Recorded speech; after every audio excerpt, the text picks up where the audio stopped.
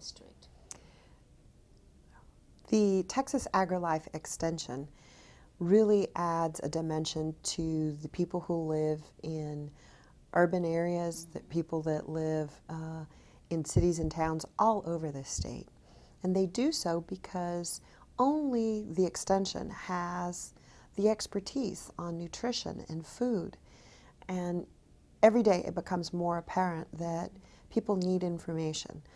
The costs of the mortality and morbidity associated with diabetes and high blood pressure and cholesterol have the potential to overrun our budgets and can be devastating to families.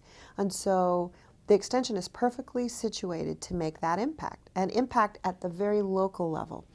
Now, I know the extension does everything that the legislature asks it to do, but what I think is very, very special is that your number one consumers and the driving force is actually the people who live in the communities. Mm-hmm. And I know that firsthand.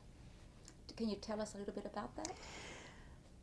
Before I was in the legislature, so more than 20 years ago, I had a pharmacy. I'm a pharmacist by profession, and a lot of my patients were dealing with the complications of diabetes. Now, this is before people had individual glucose testing meters and strips.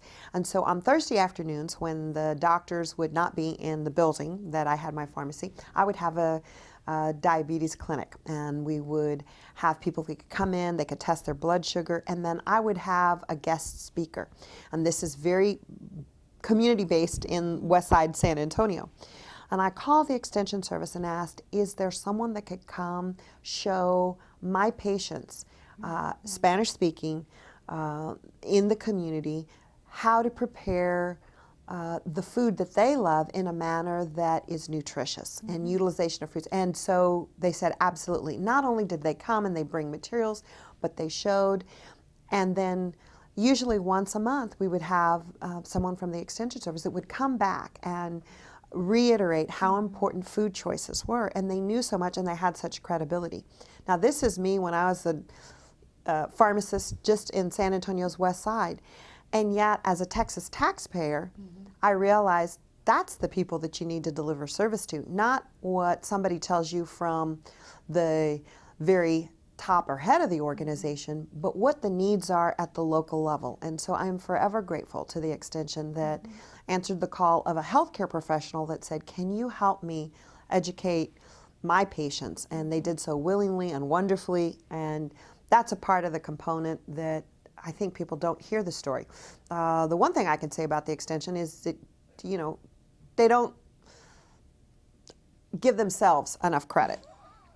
They just do the work, and particularly all of the people that work in all the different programs, whether it's the gardening, whether it's the assistance in nutrition, whether it's to older Texans, or whether it's to the youngest of teenage moms who are so little prepared now to be the caretakers of their infants. I mean, the extension service really does so in a manner that's not threatening and just provides information and makes people feel very comfortable. So I'm very thankful, from the showing kids how to grow vegetables in school community gardens to those who are just preparing to leave government subsidies. Better utilization of their types of subsidies that they get from the government. All that stuff, that's only the thing that the extension can do, and I'm so proud and so thankful that they've always done that. The devastation that families have and the impact in our Texas economy, about $4 billion from the complications of diabetes, is one that we hope that the extension helps us with even more so. Yes. But it takes people who, number one, want to change how they eat. And a lot of times it's the people at the extension service that understand that people are on limited incomes. And if you have a limited income, what is the best value for the foods that you can purchase for the family when you're a diabetic? And that the food choices do matter.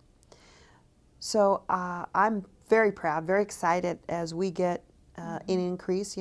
Hopefully we'll get another 300 folks into the diabetes education program.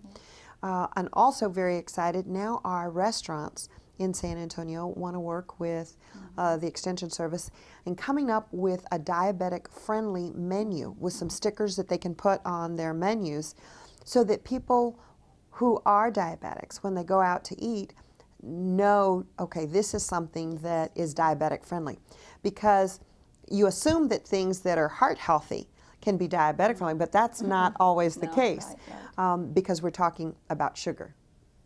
I think one of the valuable things that occurs as our lives and our families get more complex is, we tend to eat out a lot more. And the training that are given to our food professionals, those that are handling food, preparing food, that the Extension works with, so that the people who are actually in the restaurants cooking and everybody in the food industry, where do they get their information about how they can not only be cost effective, but add flavorful dishes that are going to be pleasing to their customers, but something that's a lot healthier.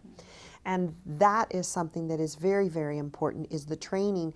Sometimes we think that all that AgriLife does is maybe work with some youth, they work with senior citizens, they work with moms that are on welfare, but it's about the health of the community. And that includes the people who are in our food service industry.